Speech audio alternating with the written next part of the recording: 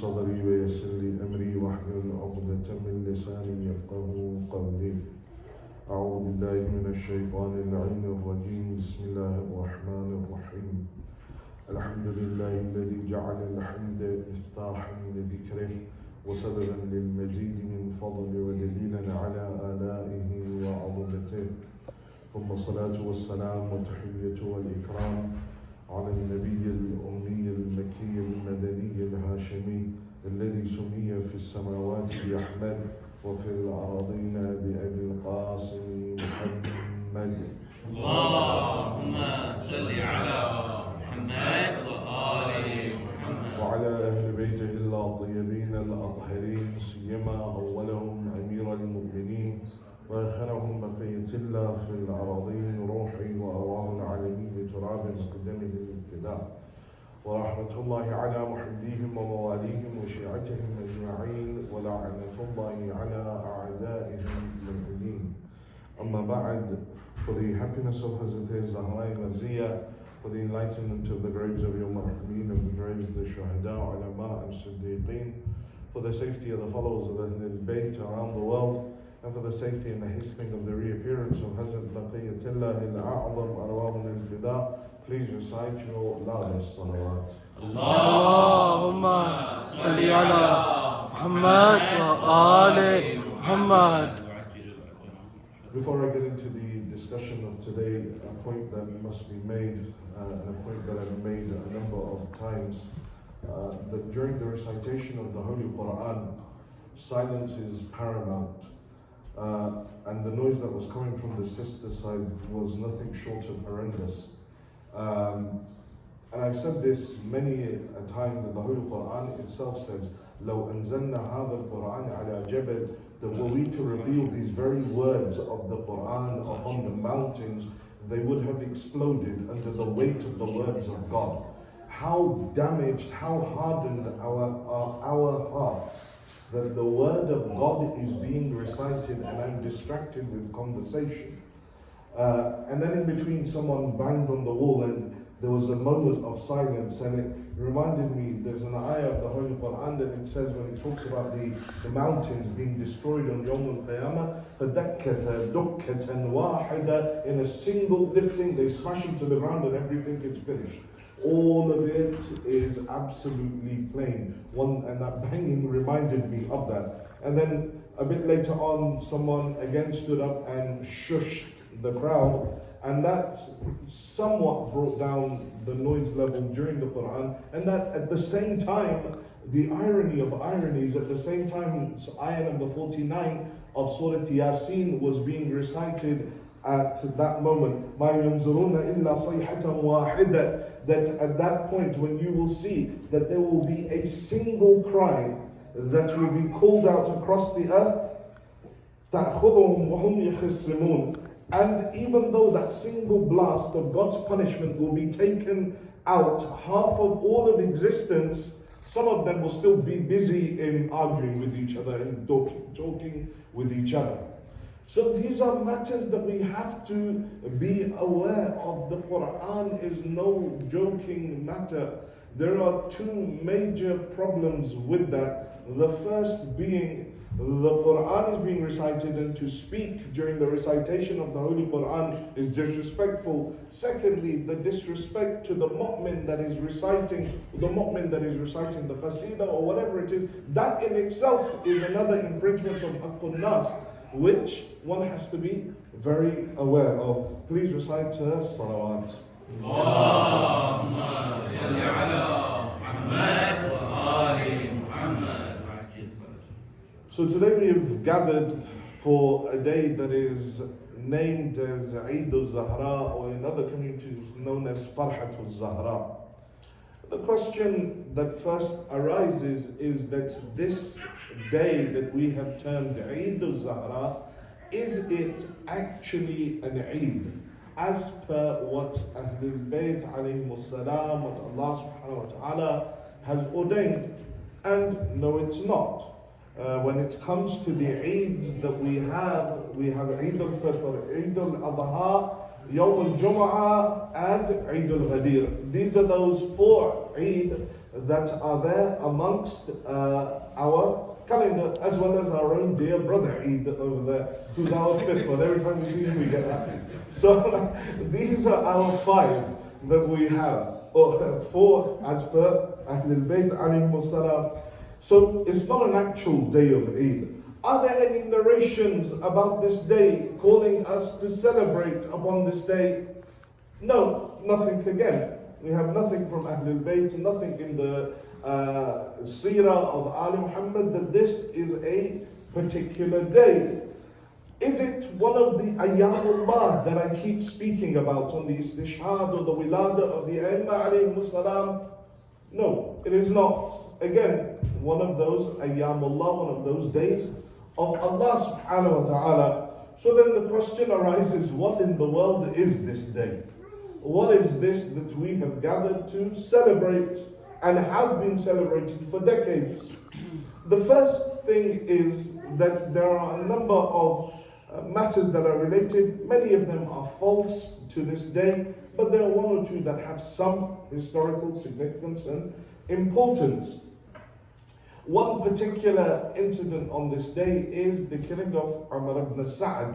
According to one riwayah that we have, that on the 9th of Rabi', Umar ibn Sa'd was caught, and we'll talk about that a bit later on. And then the most obvious and the most practical and the most authentic reason for this day is that it is the first day of the imamate of the Imam of our time. So that, if you would call it Eid Az Zahra on the basis that it is the first day of the imamate of the Imam, it makes sense. And that is really the only solid thing that we have that we can say that this day is about. Everything else is debatable at the very least. And also what it does, it marks for us the end. In the Indo-Pak subcontinent, we have a tradition of 2 months and 8 days of mourning. Is this something that Ahlul Bayt alayhi salam did? No, it isn't. Is it something that is bad? No, it isn't. Again, it doesn't have to be something that Ahlul Bayt didn't do and we're doing it. It doesn't necessarily mean that it's a bad thing. No, we mark these 2 months and 8 days as mourning from the 1st of Muharram until the 8th of Rabi' upon the Istishhad of the 11th Imam, and then we go on to what is Eid or this day, the 9th of Rabi', as marking the end to our period of mourning. And in and of itself, it's not a problem. But if there is something, a lesson that one can take from this day, and that is the day of the first day of the imamate of our Imam, it is that lesson that no matter how difficult things become, there is always ease that is to come. After a bleak night, there is always the comfort of the dawn. Inna ma'al usri yusra. After every difficulty, after every ease, there is difficulty. After every difficulty, inna ma'al usri yusra. After every difficulty, there is ease. Whatever the situation one is going through in their life, if one has that trust in Allah subhanahu wa ta'ala, that period of difficulty will end and ease will come. When Musa alayhi salam left in the middle of the night, Allah says in the Holy Quran, خَائِفًا يَتَرَقَّبْ. Musa left afraid. Now here again there is a debate as to what is the fear of Musa alayhi salam, because the prophets of God do not fear any sort of retribution or anything like that. The fear, in the same way that we say in the ziyarah of the day of Jummah, al-muhaddab al-kha'if, we refer to the Imam of our time as the one that is kha'if, the fearful, that is afraid. Here, Musa alayhi salam, kha'ifan yataraqqab. Here, Allah is referring to him as fearful. But I just said that the awliya of Allah are not afraid. What is the fear that is there? The fear of Musa, the fear of the Imam of our time is the fear of misguidance of his people. That he is away from them. They will move away from that which is haqq. Or Musa alayhi salam moving away from his people, leaving, fearful that they may go towards degradation. He leaves in the middle of the night, afraid for what the future holds for his people. No food, no home, no family. He reaches the watering hole of Shu'aib alayhi salam. And there, the daughters of Shu'aib come, he helps them pour water, he gives it to them. And Musa alayhi salam now goes and he stands by a tree. Surah Al-Qasas, verse number 24. Musa alayhi salam, he stands by that tree, he says, my Lord, I stand in need of whatever good you send down to me. Whatever good you send down to me, I'm there, I'm ready to receive it. Time passes until that same Musa that left khaifan, that left afraid, comes, strikes his asa and splits the Nile. Times change, difficulties become ease. The night of Hijrah, the Holy Prophet left in the curtain, in the veil of the night. He left in the middle of the night as Amir al-Mu'mineen slept in his bed. For fear that they would kill him, for fear that they would try to extinguish the mission. Time passed. But when he returned, إِذَا جَاءَ نَصْرُ اللَّهِ وَالْفَتْحِ, when he returned, that those very same Meccans that were there ready to stone him and kill him and call him Sa'ir, call him Majnoon, call him all of these names, those very same Meccans now stand in front of him shaking with fear, because now he holds that authority. Abu Abdullah, it also goes the other way as well, because while someone is in difficulty, another is in ease. And when someone is in ease, another is in difficulty.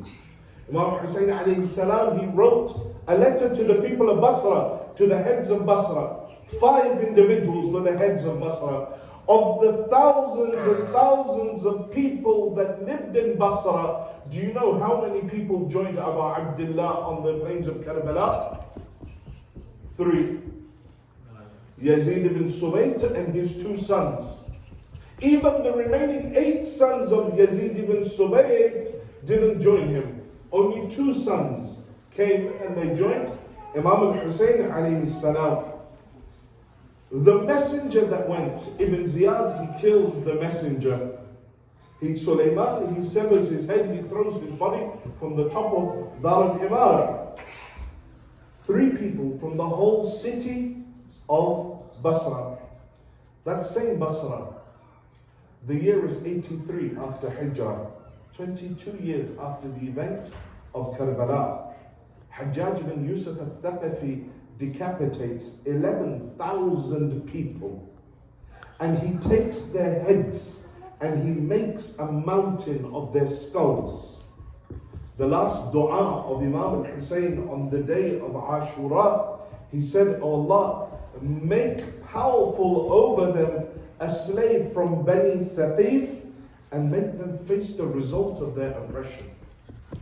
22 years later, they faced the effect of that dua. Look at Medina. How many people joined Abu Abdullah from Medina? There were many to not join him. There were many to try and stop him from going and making that journey. How many joined him? There's only a handful of individuals that joined Imam al-Hussein. You could probably count them on your 2 hands. 63 Hijrah.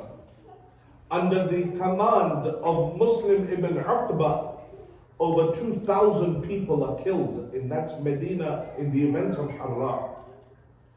The mosque of the Prophet is destroyed. The streets of Medina were filled with blood. Blood ran like rivers through the streets of Medina. The screams of terror filled the skies around Medina.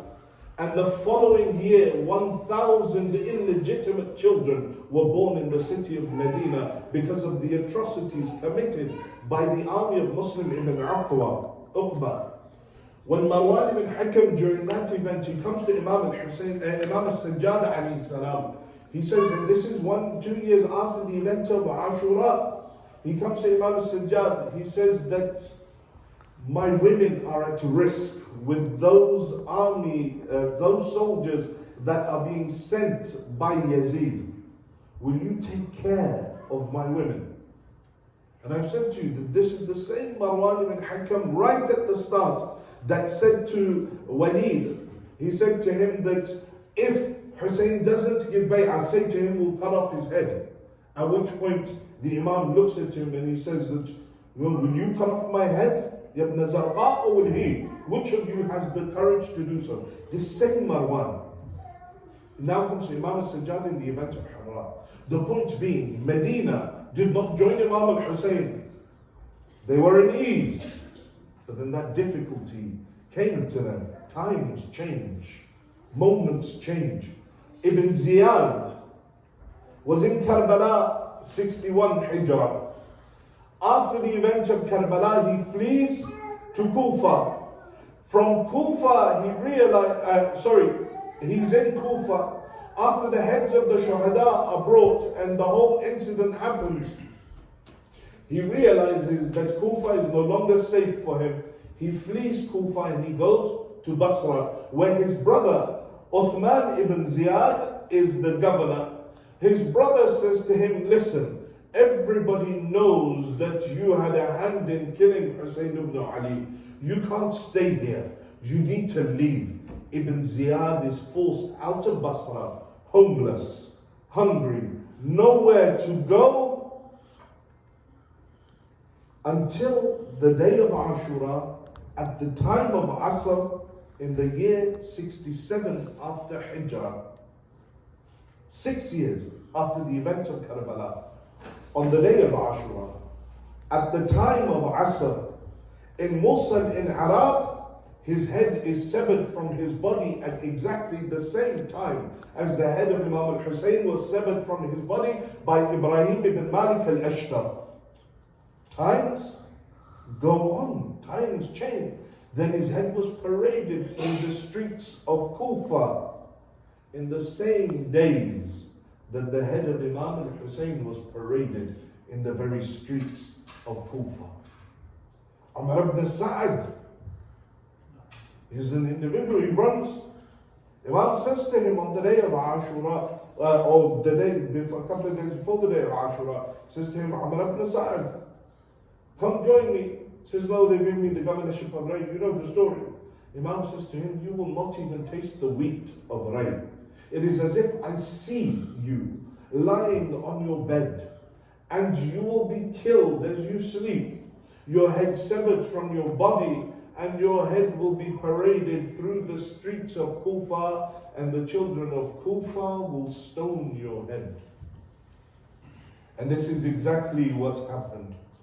Mukhtar kills Amr ibn Sa'ad in the year 66 Hijrah on the 9th of Rabi'ul Awwal. This day that is to come. His head severed from his body and his head is paraded through the streets of Kufa where the children chase it and they throw stones at his head. So after every difficulty, there is an ease that will come. And the final ease that comes is the finality of God's message. That final wali of Allah, that final hujjah of Allah, that will come and establish and unify every single message that has ever come down. The sixth Imam, he says that when our Qa'im will come, he will he will descend into the Kaaba with his back to the Kaaba. He will address all of existence. Ya ma'ashir al-khala'iq, O all of existence. Man arada an yanzura ila Adam wa Sheeth, فَلْيَنْظُرْ إِلَيَّ فَهَا أَنَا ذَا آدَمْ وَشِيث. Says, those of you that wish to see Adam and his successor Sheeth, then look towards me, for I am Adam and I am Sheeth. Man arada an yanzura ila Nuh wa walidihi Sam, the one that wants to see Noah and his son Sam, فَلْيَنْظُرْ إِلَيَّ, look towards me, فَهَا أَنَا ذَا Nuh wa Sam, that I am Noah and I am Sam. Man arada an yanzura ila Musa wa Yusha, those that have the intention to view Musa and his successor Yusha, look towards me, for I am Musa and Yusha. Man arada an yanzura ila Ibrahim wa Ismail, those of you that wish to see Ibrahim and Ismail, look towards me, for I am Ibrahim and I am Ismail. Man arada an yanzura ila Isa wa Sham'un, those of you that wish to see Isa and his successor Sham'un, look towards me, for I am Isa and I am Sham'un. Man arada an yanzura ila Muhammad wa Ali, those of you that wish to see the final prophet and Amir al-Mu'mineen, look towards me, for I am Muhammad and I am Ali. Man arada an yanzura ila al-Hasan wa al-Husayn, those of you that want to see Hassan and Hussein, look towards me, for I am Hassan and I am Hussein. Man arada an yanzura ila a'immati min wald al-Husayn, those of you that wish to see the Imams from the lineage of Hussein, look towards me, for I am every single one of those Imams. Nare Haydari. Nare. One by one now the Imam begins to call forward each nation. He calls forward the nation of Adam and Sheeth, and he begins to read to them the books of Adam and Sheeth. They begin to listen, and they walk away saying, this interpretation we had never heard. One by one, every nation is brought forward. The nation of Musa alayhi salam, he reads to them the books of Musa and the scrolls of Ibrahim. One by one, every nation. The nation of Isa are brought forward. He reads for them Injil. All of them walk away saying, we have never heard a truer interpretation of these books, until he calls forward the last nation, the nation of the Quran, and he begins to recite and interpret the Quran for them. All of them walk away saying, there is no truer interpretation of this Quran than what we have heard from this man. The culmination of every single message, every single wali, every single wasi is gathered in the single entity of the Hujjah of Ali Muhammad. He is a finality of all of those messages.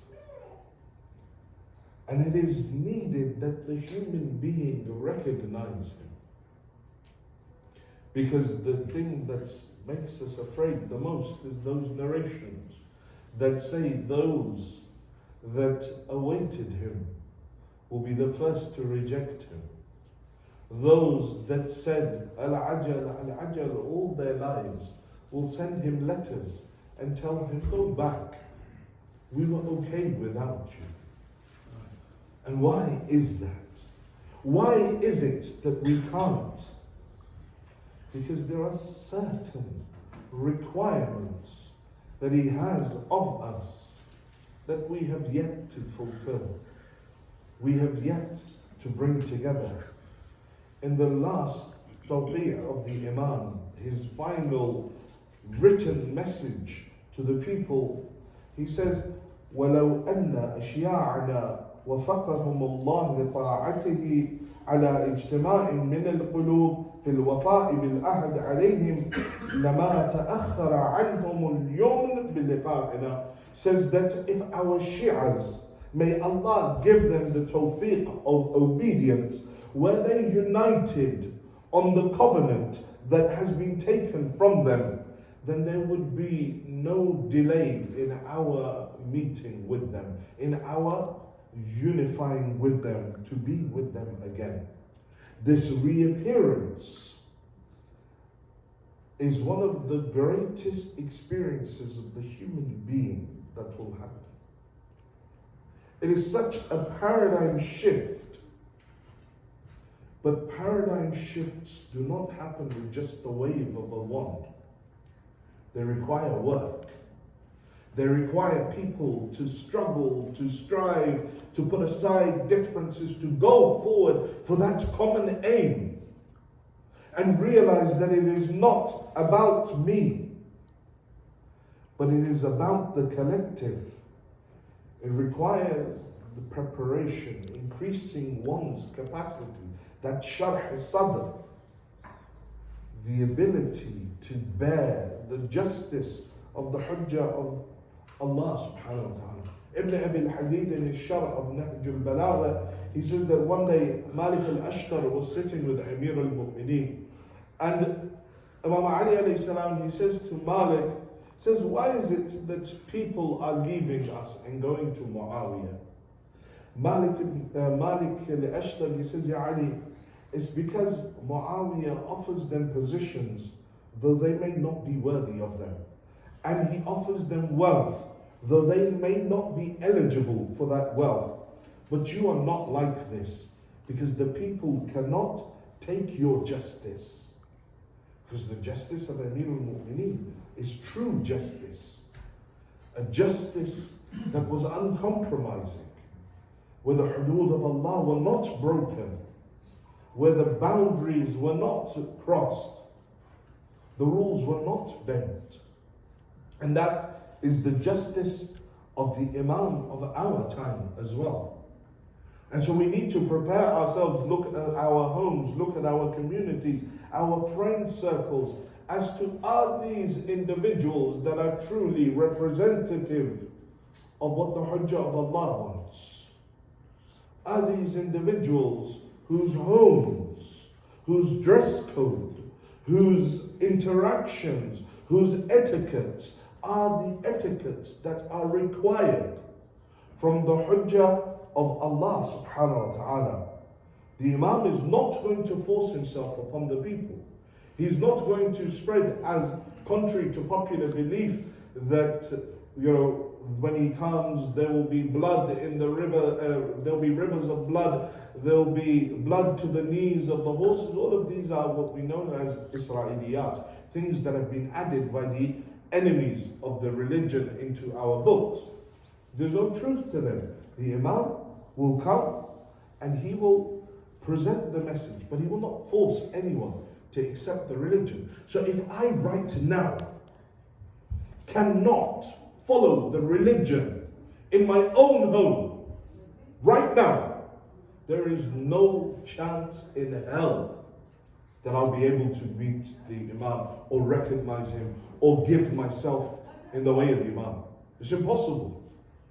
It can't happen.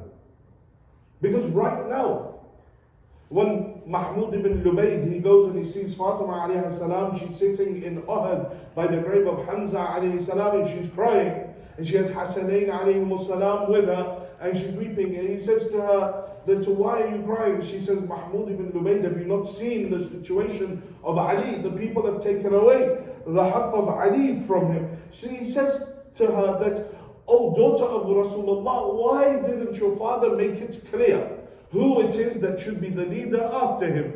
She turns and says, Mahmud ibn Lubayd, was there any excuse left after the event of Ghadir that Ali was supposed to lead these people? Says, then if Ali is supposed to lead the people and he is on haqq, then why doesn't Ali rise and take back his position? We will join him. All it requires is Ali to rise. At that point, Fatima alayhi salam, she says one line that is more applicable to us now than was back then.